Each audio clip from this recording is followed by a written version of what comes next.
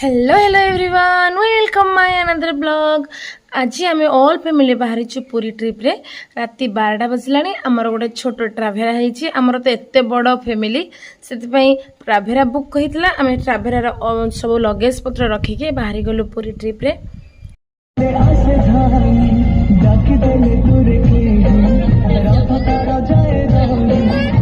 सकाळु सकाळु पहुँची गलु चंद्रभागा बीच रे कहीं आम सूर्योदय देखिबार थिला बाकी चंद्रभागा एते पागटा पूरा मेघुआ पाग थिला कि सूर्य उदय तो कथा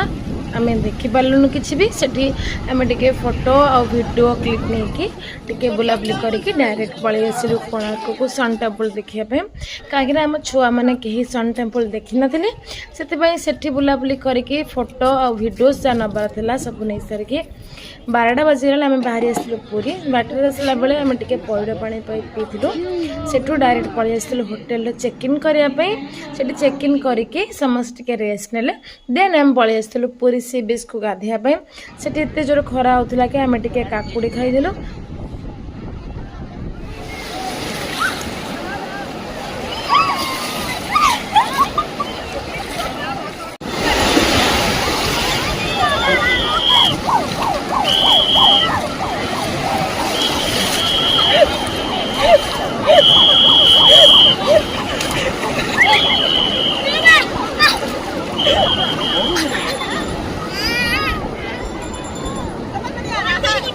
सी बीच रू गाधुआ पाधुआ सारिकी डायरेक्ट पलि आसलु आम होटेल को होटेल रे लंच कलु लंच रे क्लिपटा मु नहीं पारेनी तापरे रूम रे आसिकी 2-4 घंटा रेस्ट नेलु कहीं बॉडी पूरा थकी जाइतिला रेस्ट नहीं सारा परे आम इवनिंग रे बाहरिलु जगन्नाथ दर्शन करिया पई एठी समस्ते निज निज कॉस्ट्यूम नेकी बसिकी गप मारुतिले आम रूमटा नेइतिलु मंदिर पाखापाखी माने सिंहद्वार पाखरे सेति आम जल्दी जल्दी बाहरिकी पळेलु मंदिर को मंदिर रे जगन्नाथ दर्शन करिलु बहुत भीड़ थिला हेले भी कष्ट मष्टे जगन्नाथ को भलरे दर्शन कर सारिकी आम अभड़ा खाइलु अभड़ा खाइके टिके बाहर को आसिकी टिके किछि किणाकिणी कलु किछि फोटोस और वीडियो नेलु देन आम पळि आसलु